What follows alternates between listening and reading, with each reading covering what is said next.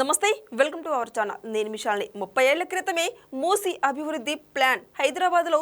ఇప్పటికీ చంద్రబాబు విజన్. ఇక డీటెయిల్స్లోకి వెళ్తే, అవును, కవితక్క చెప్పింది నిజమే. మూసీ సుందరీకరణ ఇవాళ కొత్తగా వచ్చిన ఐడియా కాదు. 1997లోనే ఈ ఆలోచనకు బీజం పడింది. అప్పట్లో ఉమ్మడి రాష్ట్ర ముఖ్యమంత్రిగా ఉన్న నారా చంద్రబాబు నాయుడు మూసీ పరిసర ప్రాంతాలను అభివృద్ధి చేయడానికి ప్రణాళిక రూపొందించారు. మురుగునీటి కాలువలు మారిపోయిన మూసీ నది పరిసరాల్లోనే ప్రజలను అక్కడ నుంచి తరలించి నందనవనం పేరుతో వారి కోసం ప్రత్యేక కాలనీ నిర్మించాలని ప్లాన్ చేశారు.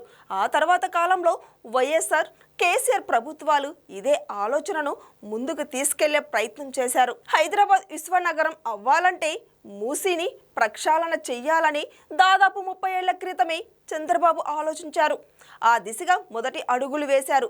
1000 మైళ్ళు ప్రయాణమైన ఒక్క అడుగుతోనే మొదలవుతుందని అంటారు. అప్పట్లో చంద్రబాబు ప్రారంభించిన నందనవనం వైఎస్ఆర్ హయాంలో సేవ్ మూసీ అయింది. కేసీఆర్ పాలనలో మూసీ రివర్ ఫ్రంట్ డెవలప్మెంట్గా మారింది.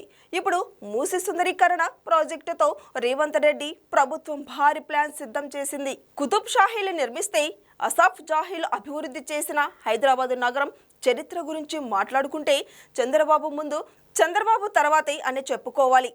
శతాబ్దాల చరిత్ర కలిగిన హెరిటేజ్ సిటీ హైదరాబాద్ని ఆధునిక సైబరాబాద్గా, హైటెక్ సిటీగా అభివృద్ధి చేసింది.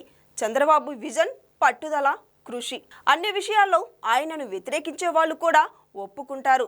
ఎందుకంటే హైదరాబాద్ అభివృద్ధి గురించి ఏ డిస్కషన్ జరిగినా అందులో చంద్రబాబు విజన్ కనిపిస్తుంది లేదా వినిపిస్తుంది.